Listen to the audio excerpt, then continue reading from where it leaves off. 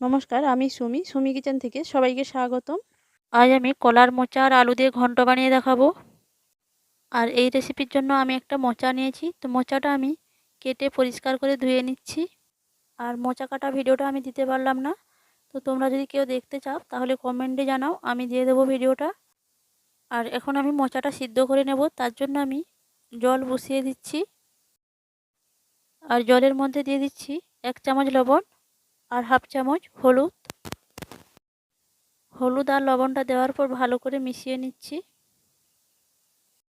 আর মোচাটা সিদ্ধ করার সময় নুন আর হলুদ দিয়ে মোচাটা সিদ্ধ করে নিলেই ভালো হয়।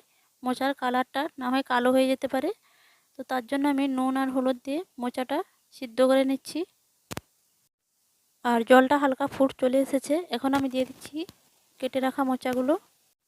আর আমি মোচাগুলো খুব ছোট ছোট করে কেটে নিয়েছি, দেখতেই পাচ্ছ।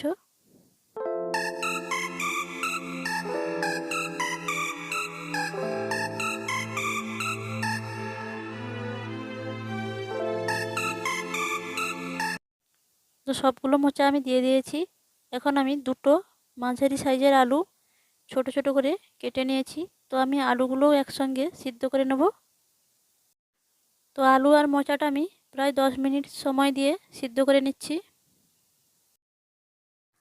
আর মোচাটা আমার 10 মিনিট মতন সিদ্ধ করা হয়ে গেছে। আর মোচার কালারটা দেখতে পাচ্ছ, একটুও কালো হয়নি। তো এই পর্যায়ে আমি জলটা বের করে নিচ্ছি। আর আলুগুলোও খুব সুন্দরভাবে সিদ্ধ হয়ে গেছে।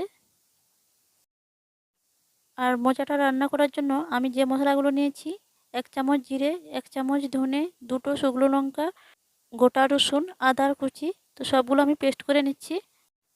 আর মোচা থেকে জলটা ছেঁকে নেওয়ার জন্য আমি এখানে একটা জাম নিয়েছি।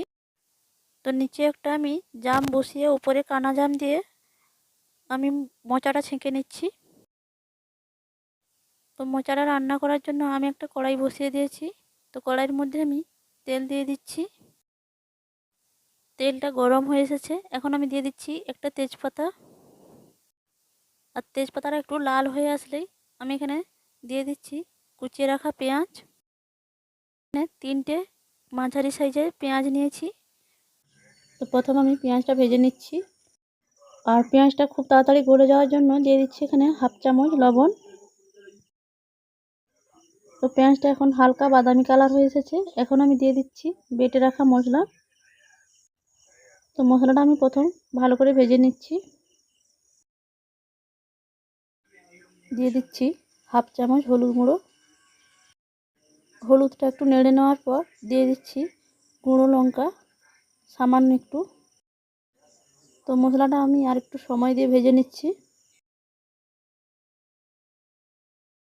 তো মশলাটা ভালো করে কষিয়ে নেওয়ার জন্য দিয়ে দিচ্ছি জল। তো জলটা দেওয়ার পর 1 মিনিট মতো মশলাটা ভালো করে কষিয়ে নিচ্ছি। আর এখন মশলার গা থেকে তেলটাও বেরিয়ে এসেছে, দেখতেই পাচ্ছ। তো এখন আমি ছেঁকে রাখা মোচাটা দিয়ে দিচ্ছি। আমি মোচা আর আলুটাকে ভালো করে কষিয়ে নিচ্ছি মশলার সঙ্গে। আমি আর কোনো জল ব্যবহার করব না। তো মোচাটা আমি শুকনো শুকনো এরকমভাবে কষিয়ে নেব।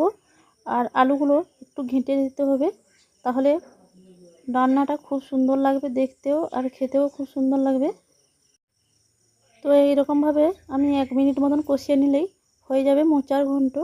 তো রেসিপিটা কেমন লাগলো কমেন্ট করে জানাবেন। আর একটা লাইক আর শেয়ার করে দেবেন। আর আমার চ্যানেলে নতুন বন্ধু হয়ে থাকলে চ্যানেলটা সাবস্ক্রাইব করার অনুরোধ রইল। আর এতক্ষণ পাশে থাকার জন্য আর পুরোটা ভিডিও দেখার জন্য ধন্যবাদ।